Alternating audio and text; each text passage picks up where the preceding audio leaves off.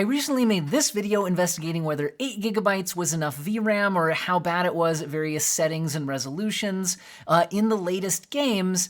And that was easy to do because the 4060 Ti has an 8 gigabyte and a 16 gigabyte version. But a lot of people were wondering, what about 12 gigabytes of VRAM? Well, the problem is, there's no graphics card that offers exactly the same performance as a 4060 Ti with 12 gigabytes of VRAM. So that's a harder comparison to make. However, I did think back, okay, which cards have the closest performance to each other, but one has a 12 gigabytes VRAM buffer and the other has a 16 gigabytes of VRAM buffer. And what I've fallen on is the 7700 XT and the RX 6800 from AMD, because on average, these GPUs perform about the same. If you go up to like Tech PowerUp's GPU database, you find that they have them on average within 2% performance of each other. Now, game by game, that can be a bit different. And while these are both AMD graphics cards, one of them is RDNA 2, the other one is RDNA 3 architecture. So that means in certain games, you might have one outperforming the other one by more than a 2% difference and it not be a VRAM difference. So we can also monitor things like the green memory line, which tells us how much VRAM is being used, things like that. And in general, the two cards that I'm using here are the RX 6800 Red Dragon from Power Color, which I bought a while back to review. And then I also have the 7700 XT Hellhound from Power Color, which was sent as a review sample for the launch of the 7700 XT products. So they're fairly similar, as we can get. But again, it's not going to be as perfect of a matchup as we could do with the 4060 Ti. Also, with my VRAM video on the 4060 Ti, a lot of people were like, okay, 4K is kind of extreme. Let's not worry about 4K on these kinds of cards. So I think what a lot of people are wondering is if you're playing at 1080p and 1440p, is 12 gigabytes of VRAM enough? Because that's where some of the mid-range products are, again, with like the 7700 XT or like the 12 gigabyte cards like the 4070 and 4070 Super, things like that. So let's go ahead and just run the tests and we'll try to find out, okay, if the performance differences are about the same, then, if they're within a few percent of each other, probably no issues coming from VRAM. In Ghost of Tsushima, like we're seeing right now, at 1080p maxed out settings, the very high settings, both cards are delivering over 100 FPS average, and they're within a few percent of each other. VRAM numbers here are over 8 gigabytes reported allocation, but well under 12. If we move up to 1440p very high settings, the performance differences are a bit more. We're seeing a 6% lead now for the 6800, but the VRAM allocation is only at about 9.5 gigabytes, which indicates that it's not a VRAM difference causing the performance difference. Again, these aren't exactly the same graphics card. It's not like that 4060 Ti situation where you can get an identical card with a different VRAM amount. One thing I did notice is when I kicked on frame generation, FSR3 quality with frame generation enabled, the 1% lows reported worse on the 7700 XT than the 6800, but the VRAM allocation is under 10 gigabytes, telling me that that doesn't seem to be an issue caused by a VRAM difference. It just seemed to be running smoother on my 6800. If we go down to 1440p high settings, you can again see that there is a performance difference, this time by 8%. It doesn't seem to be caused by VRAM, as both cards are now reporting right around 8 gigabytes or so of VRAM allocation, not more than that. So in the end, it looks like, at least in Ghost of Tsushima, at 1080p and 1440p resolutions, at a variety of settings you might play at, no VRAM issues on a 12 gigabyte card. Let's move on to Horizon Forbidden West, which can use a lot of VRAM, especially at the very high settings. Even at 1080p resolution, we saw issues on 8 gigabyte cards. But here our cards are performing about identically, and while we report a little more VRAM allocation on the card that has it, it's still under 12. So it looks like, 8 gigabyte cards might struggle here. 12 gigabyte cards should be fine. At 1440p very high settings, Again, we're definitely allocating more than 8 gigabytes of VRAM, but we're under 12 on both graphics cards. Performance numbers are, a little different between the two, but again, these aren't exactly the same graphics card, and we're in single-digit percentage performance differences. So it looks like you're good up through 1440p, very high settings on these cards. Let's move on to the probably most fully featured Unreal Engine 5 game we've seen to date, with Hellblade 2 Senua's Saga, and at 1080p high settings. There's no settings beyond high available in this game. Both cards are good for a little over 60 frames per second. And the 7700 XT has the small performance lead in this game, but it is a small performance lead, and there doesn't appear to be any VRAM issues. If you move down to medium settings, again, the 7700 XT has a small performance lead, but again, no VRAM-related issues. Both cards are potentially allocating 8 gigabytes or more, but it doesn't seem to need anywhere near 12. And Unreal Engine 5 actually seems to be pretty VRAM efficient compared to a lot of other engines. If we move up to 1440p resolution, even at the high settings, which are the highest settings available in the game, it doesn't appear to be going over 12 gigabytes of VRAM. Our card that has more than 12 available is still only allocating about 10 gigabytes of VRAM. So, and performance numbers between the two cards are pretty similar. They're both in the mid-40s, which, by the way, for the slow pace of this game, you'd probably be fine. But if you were chasing a higher frame rate, I did go ahead and test them out at using FSR quality, which would reduce VRAM usage a little bit as well. Now we're averaging over 60 FPS on both cards. Again, the 7700 XT has the small advantage. And by the way, I did test out some settings that weren't really necessary for testing VRAM differences here, because I know some people would also want to use this video as just a 7700 XT versus 6800 video. So I'm testing out a variety of settings you may be interested. For example, what if you went down to medium settings at 1440p? Well, now you're getting a little over 60 FPS on both of these cards with no upscaling. And the game still looks pretty great. And again, we are well under 12 gigabytes of VRAM usage. Even on the 16 gigabyte card, we're reporting under 10 gigabytes of allocation, and even less on the per process usage. So Unreal Engine 5 does not appear to be having any massive VRAM concerns. Now, Avatar is interesting in that this is a game that uses ray tracing, and on cards that have lots of VRAM, it will report lots of VRAM being allocated. Here we're closing in on 13 gigabytes of VRAM allocation, but there's not really a performance difference other than the 7700 XT, the 12 gigabyte card, actually with a slight performance lead. Although when I reduce down to high settings, now it kind of flips the other way on the 1% lows. But anyway, the point is they're performing about the same. However, one thing to say about Avatar is that the game developers have talked about how they will kind of dynamically adjust the texture streaming to fit into how much VRAM your card has.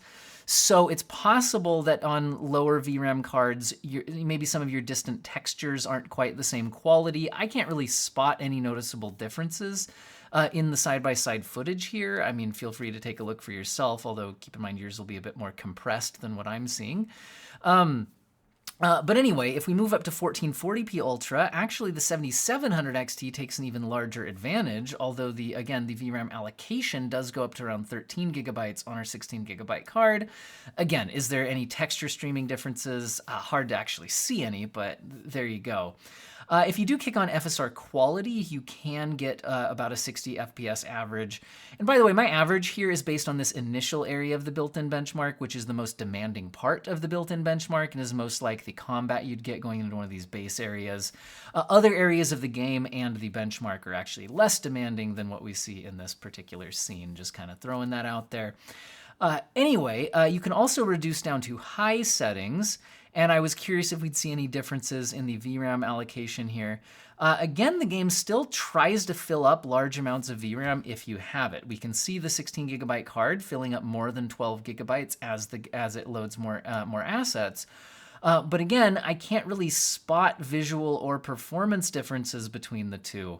So while it's interesting when you look at the stat counter, it doesn't seem to really bear out much in actual testing. Here at 1440p high with FSR quality, both cards are averaging in the mid-70s. We do see the 16GB card taking a small performance lead here by 4%, but I mean, that's really nothing to write home about, and it's well within kind of the expected differences we might see between these two GPUs, because once again, these aren't the same graphics card, they're just very similar performance levels. Now here's something interesting. Here we're seeing the 12GB card absolutely crushing the 16GB card in path tracing in Alan Wake 2. Now, we did see AMD said that their RDNA 3 did have some ray tracing optimizations. Also, maybe just the drivers were more focused on or something like that, or the game. I don't know, but here we actually see the 12, but both cards are honestly doing very poorly. If you turn off the heavy ray tracing workload, the cards are now still showing an advantage for the 7700 XT here.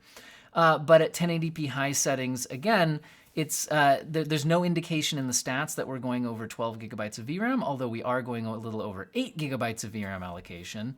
And again, it's actually the newer 12 gigabyte card that's outperforming the 16 gigabyte card.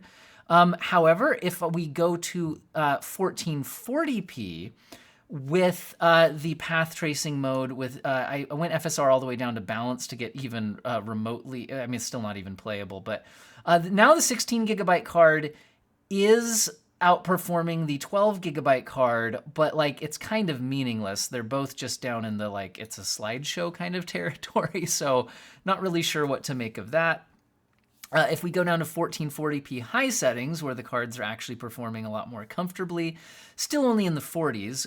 But again, it seems like maybe the 7700 XT, maybe this game is just more optimized for the newer generation product, because especially in the 1% lows, we're seeing smoother results on the 12 gigabyte newer card when compared to the 16 gigabyte, previous generation product. So interesting. If you go to high settings with FSR quality enabled, both cards kind of smooth out a bit, and performance numbers are actually looking really good now. We're up in the 70s. But again, the 12 gigabyte card is outperforming the 6800 here, so it does just look like Alan Wake 2 is a game that seems to prefer the newer generation of AMD architecture, whether it likes the architecture better, or that drivers were more optimized, or the game was more optimized targeting one of the two. I don't know, but there we have it. I thought I'd try another of the heavy ray tracing workloads, like a path tracing modes. Here we have Cyberpunk's RT Overdrive. I had to kick on FSR quality to get anywhere near a playable frame rate, although we're still kind of around 30 FPS. And once again, it looks like the 12 gigabyte card is ahead, but I don't think that's due to having less VRAM is better. I think it's just the newer generation is more optimized for maybe for these heavier ray tracing workloads. I reduced the ray tracing settings to 1080p Ultra, just normal Ultra without ray tracing, but then I kicked on RT Reflections to simulate kind of more realistic ray tracing workload for these cards. And again, they're both allocating over 10 gigabytes of VRAM, but not over 12, and it's actually the 12 gigabyte card that's ahead. So it looks like AMD's newer generation card did have some kinds of ray tracing optimizations compared to the older one. If we go down to 1080p Ultra, even without ray tracing, we do see the 7700 XT taking a lead over the 6800 in this game. So again, they're not the same graphics cards. Some games prefer RDNA 2, some games prefer RDNA 3, but again, the performance difference here does not seem to be VRAM related.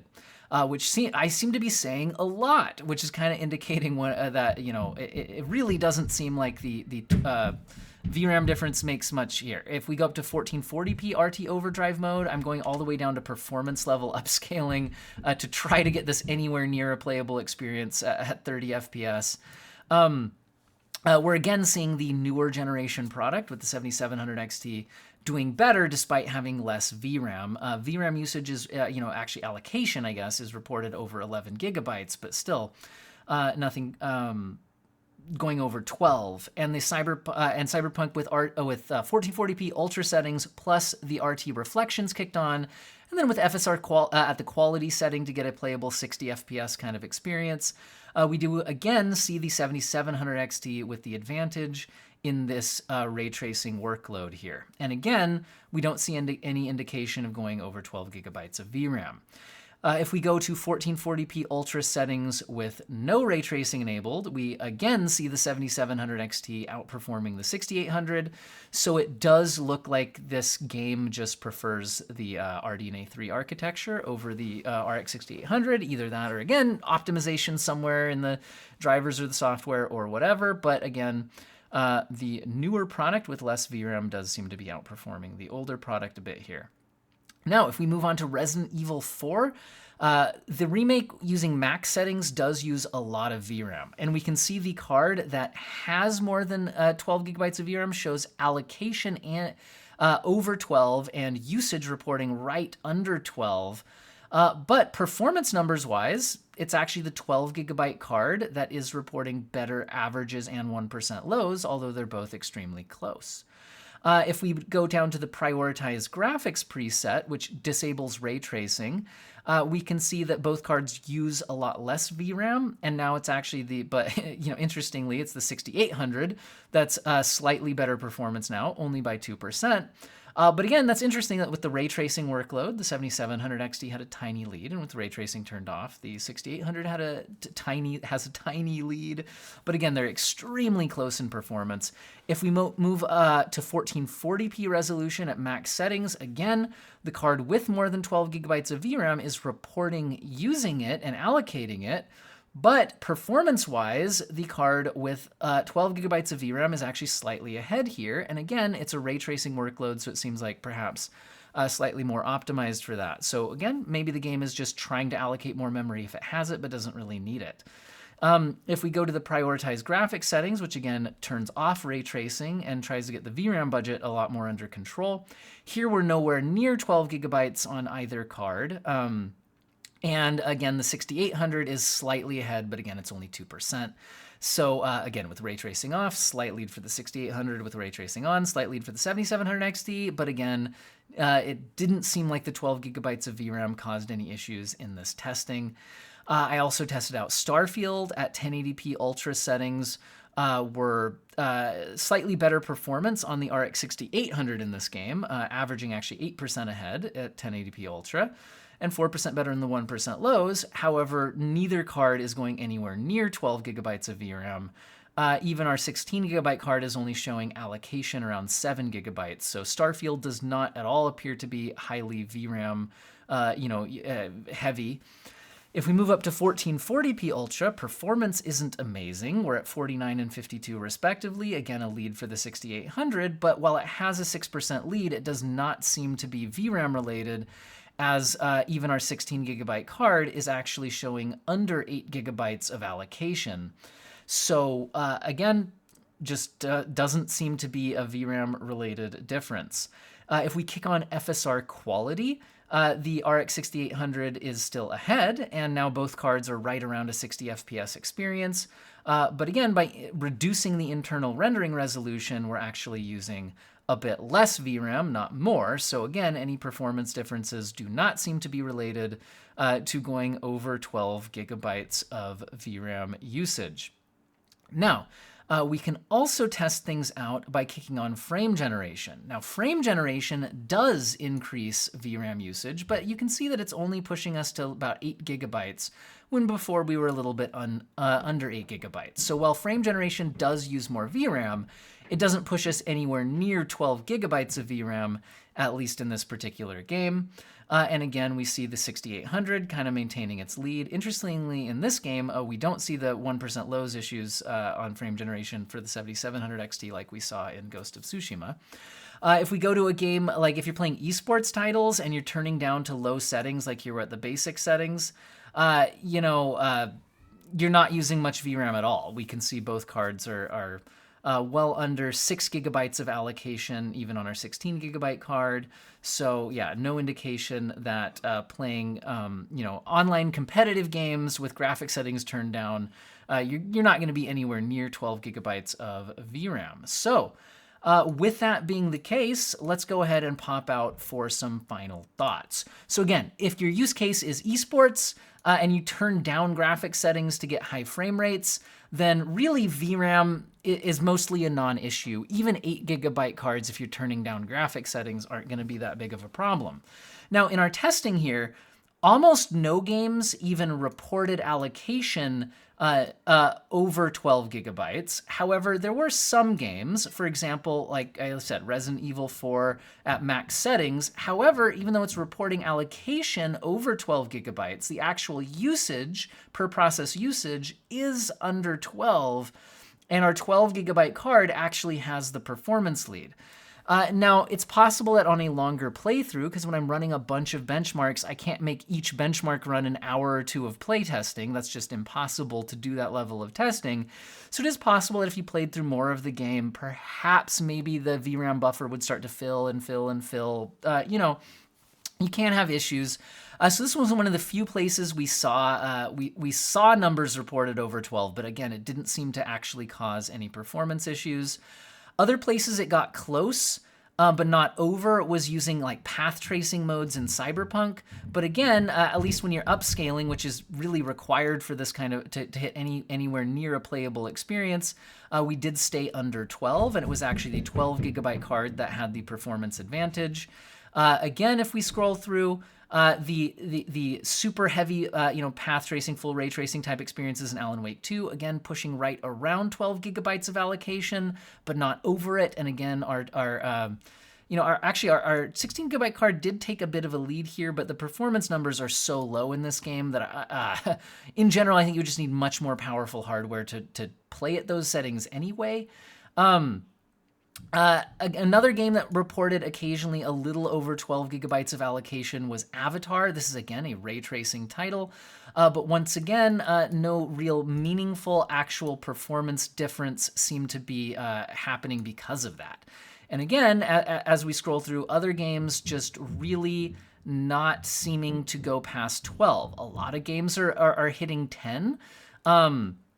But 12, at least at 1080p and 1440p resolution, seems to be fine, except for maybe in the heaviest path tracing type experiences, which are honestly experiences that are not going to be happening without heavy levels of upscaling on cards that have a lot of ray tracing potential, where you're starting to get up into like 4080, 4070 Ti super levels of path tracing performance, and those cards do have more than 12 gigabytes of VRAM. So anyway, I think my final conclusion here is that many games use more than 8 gigabytes of VRAM, even at 1080p and 1440p.